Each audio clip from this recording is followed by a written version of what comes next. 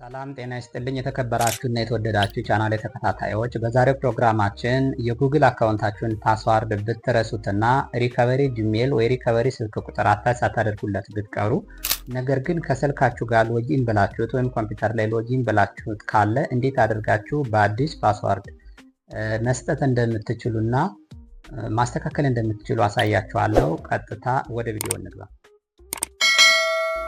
ጂሜል አፕ ላይ ትገባላችሁ። በመቀጠል ከራይት ኮርነር የእናንተ ጂሜል ስም ካለበት ክሊክ ታደርጋላችሁ። ዘን ማኔጅ ዩር ጉግል አካውንት የሚለውን ትጫናላችሁ።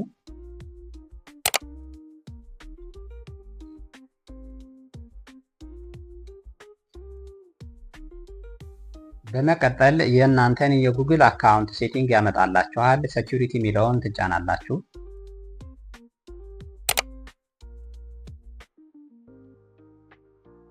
በመቀጠል ስልካችሁን ስክሮል ታደርጉና ፓስዋርድ የሚለውን ትጫኑታላችሁ።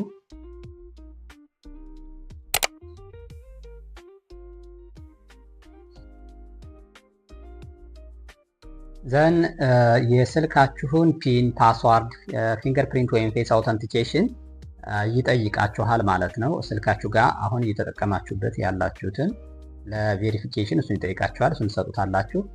በመቀጠል አዲስ ፓስዋርድ እንድንሰጥ ኦፕሽኑን ያመጣልናል ማለት ነው። አዲስ ፓስዋርድ ስንሰጥ አፐር ኬዝ፣ ሎወር ኬዝ፣ ስፔሻል ካራክተር እና ቁጥሮችን አድርገን 8 እና ከዛ በላይ ማድረግ አለብን። ዘን ቼንጅ ፓስዋርድ እንለዋለን ማለት ነው።